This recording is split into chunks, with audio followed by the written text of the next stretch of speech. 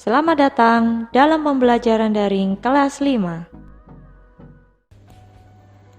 Assalamualaikum warahmatullahi wabarakatuh. Selamat pagi dan salam semangat anak-anakku kelas 5. Bagaimana kabar kalian?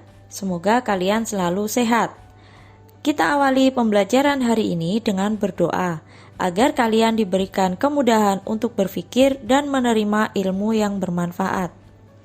Hari ini kalian akan mempelajari tema 6, subtema 3, pembelajaran 4, pengaruh kalor terhadap kehidupan. Nah, anak-anak, di sini ada 3 gambar. Coba kalian perhatikan ketiga gambar tersebut. Ada gambar tempat sampah yang terdapat di trotoar, gambar ketertiban lalu lintas di jalan raya,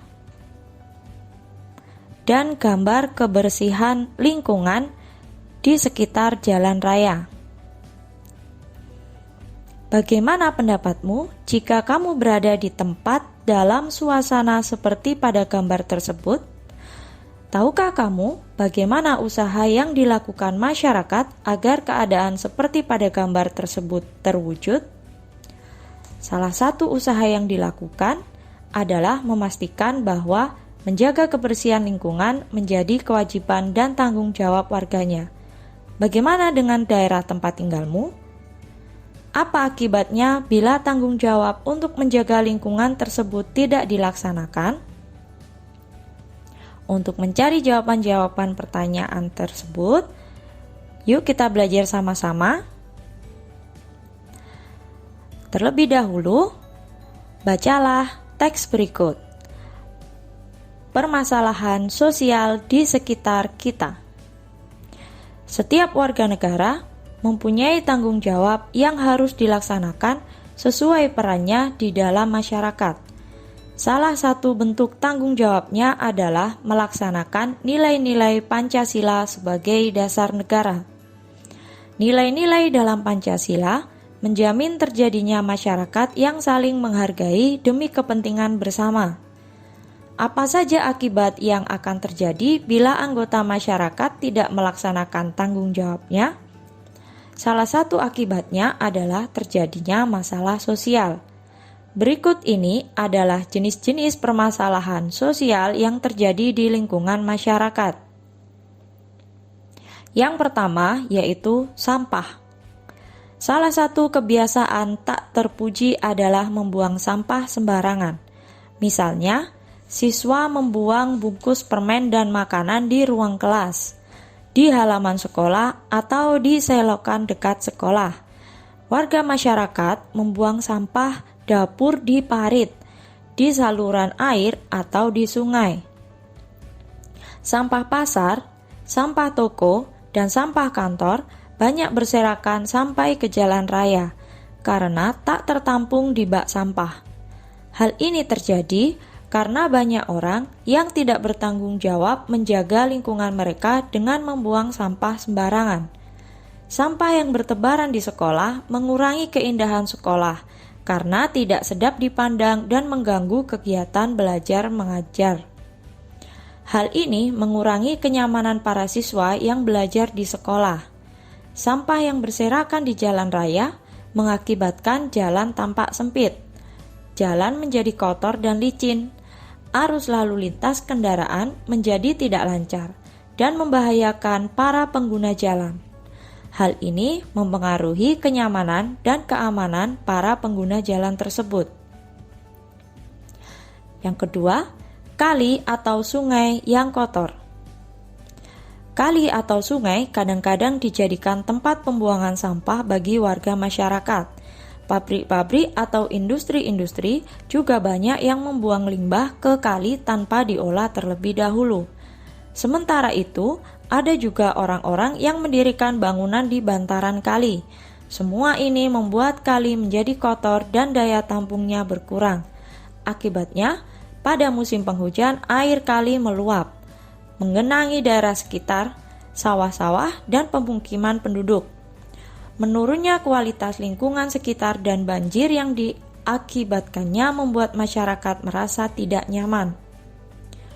Yang ketiga, bangunan liar.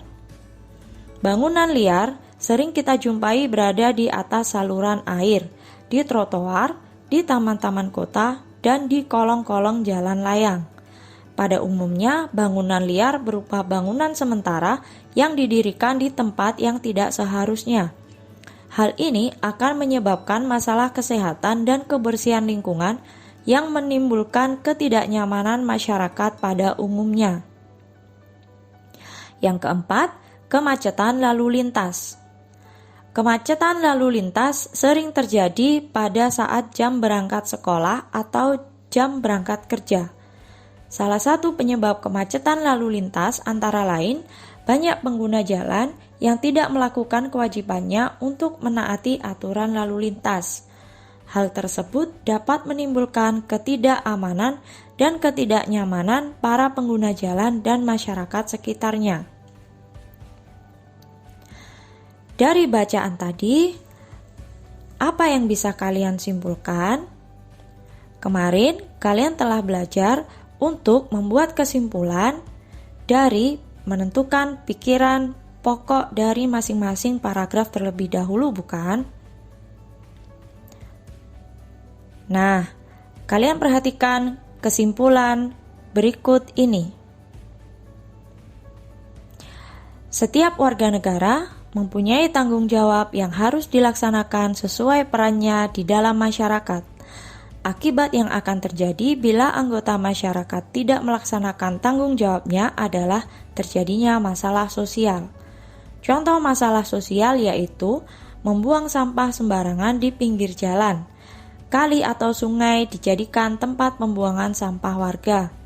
Bangunan liar berdampak pada masalah kesehatan dan kebersihan lingkungan. Dan kemacetan lalu lintas menyebabkan ketidaknyamanan pengguna jalan.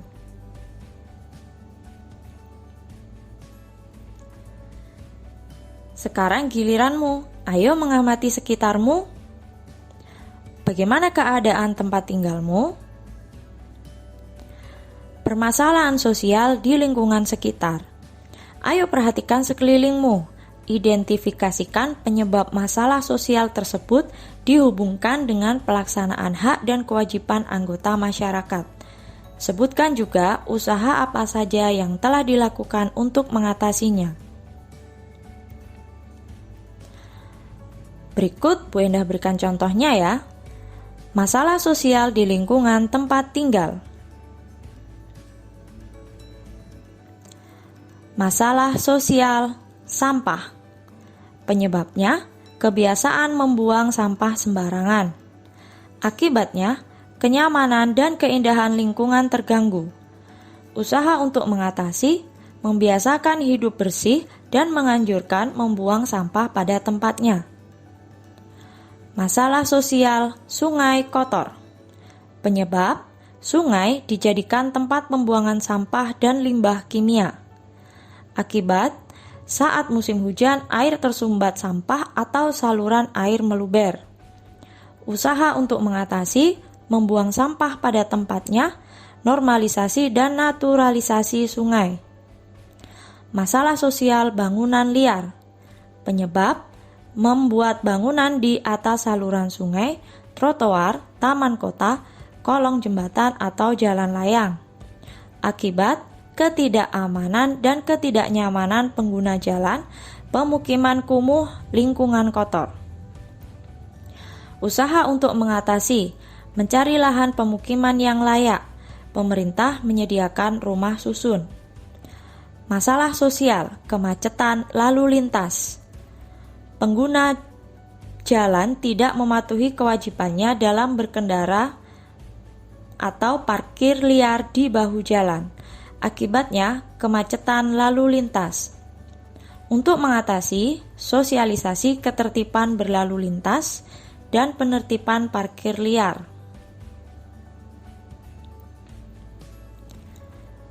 Kesimpulan apa yang bisa kalian dapatkan? Masalah sosial mengakibatkan pencemaran lingkungan berdampak pada kesehatan, lingkungan itu sendiri, dan sosial ekonomi.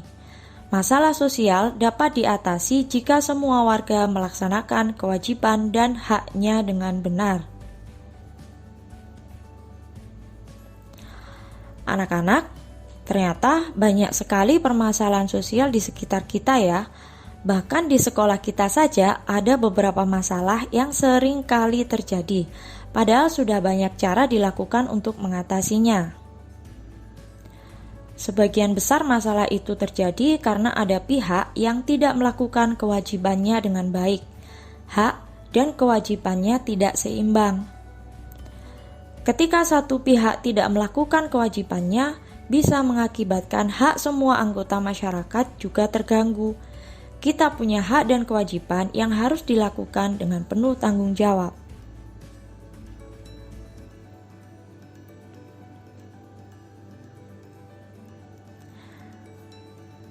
Kalian amati gambar berikut ini.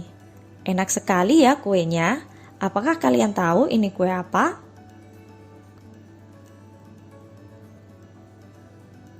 Itu adalah kue bolu. Nah, selanjutnya kalian baca teks berikut. Usaha bolu Meranti Medan. Ada yang bilang kalau pulang dari Medan tanpa membawa bolu Meranti berarti ia tidak benar-benar pergi ke Medan. Ya, siapa yang tidak tahu bolu Meranti?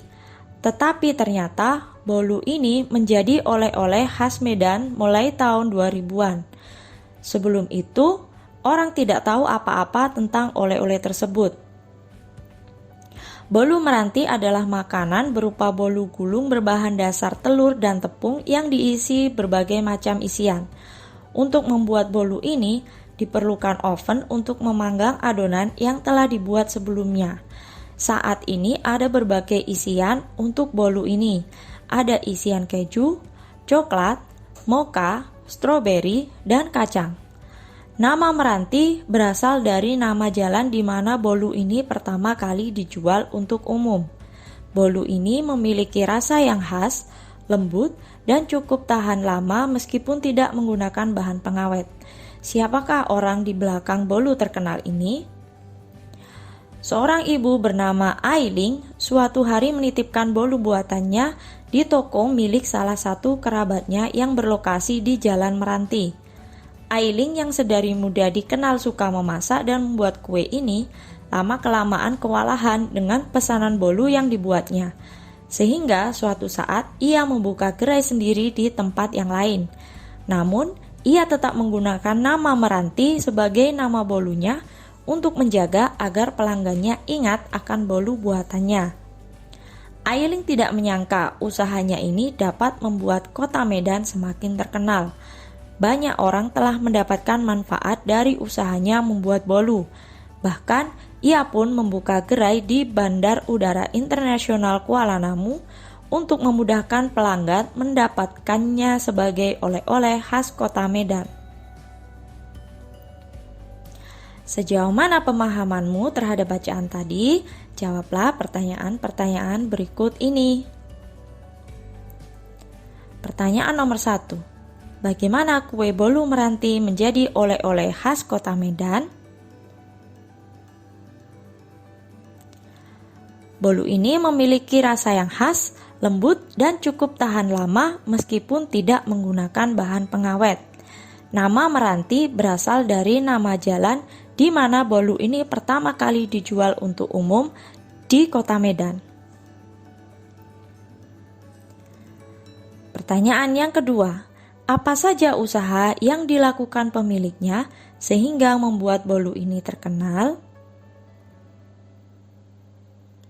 Tepat sekali. Ailing membuka gerai sendiri. Bahkan ia pun membuka gerai di Bandar Udara Internasional Kuala Namu untuk memudahkan pelanggan mendapatkannya sebagai oleh-oleh khas kota Medan. Pertanyaan ketiga, bagaimana pengaruh keberadaan bolu Meranti terhadap pembangunan ekonomi masyarakat kota Medan? Wah, berasal dari makanan saja bisa membantu pembangunan perekonomian di sebuah kota ya. Pengaruhnya yaitu usaha ini membuka peluang lapangan pekerjaan bagi orang-orang yang tinggal di sekitar sebagai karyawan atau pembuat kue. Pertanyaan nomor 4, bagaimana pengaruh keberadaan bolu meranti terhadap pembangunan sosial budaya masyarakatnya?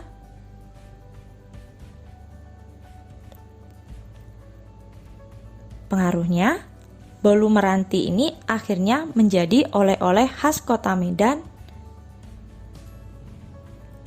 Apakah di daerahmu juga punya sesuatu yang biasa dijadikan oleh-oleh khas daerahmu? Kalian bisa mencari tahu sendiri. Kalian bisa bertanya kepada orang tua kalian. Bisa juga kalian mencari di media sosial. Oleh-oleh apa yang khas dari daerahmu? Nah, sekian pembelajaran kita hari ini. Terima kasih atas perhatiannya anak-anak. Sampai jumpa pada pembelajaran berikutnya. Assalamualaikum warahmatullahi wabarakatuh.